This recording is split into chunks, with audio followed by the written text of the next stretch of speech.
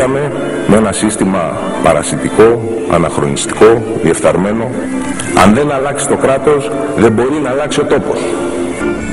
Να αφήσουμε πίσω αυτή την κακή πλευρά της Ελλάδας, της μεταπολίτευσης που ζήσαμε στη χειρότερη μορφή τα τελευταία χρόνια. Ένα αλυσβερίσι. Καταρχήν θα πω ότι πραγματικά το πολιτικό σύστημα έχει τεράστιες ευθύνες. Όταν δεν μπορώ να λέω, χρεοκόπησε το πολιτικό σύστημα. Επιμένω όμως. Έναν να πάει φυλακή. Έναν.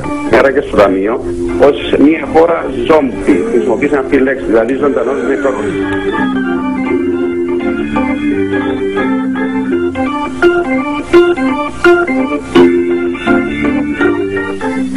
Προκαλέστε δημοψήφισμα. Δημοψήφισμα, ας το λέει το ΣΥΡΙΖΑ. Είναι μια ανοησία. Μια παραπάνω ανοησία. Δεν πειράζει. Η ανυπακοή είναι το πρόβλημα. Ανυπακοή στη δημοκρατία δεν υπάρχει, κύριε.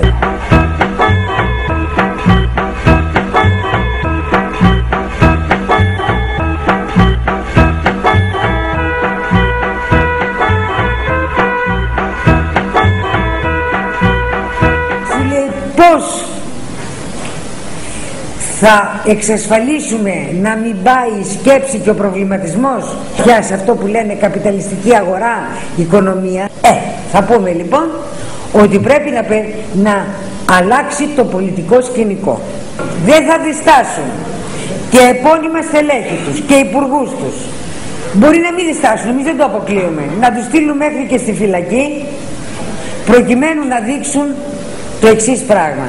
Έχετε δίκιο λαέ, το πολιτικό σύστημα φταίει, δηλαδή τα κόμματα και η πολιτική, αλλά το σύστημα συνολικά, ο καπιταλιστικός τρόπος παραγωγής, αυτός δεν φταίει. Φταίνε αυτοί που διαχειρίστηκαν τις αποφάσεις.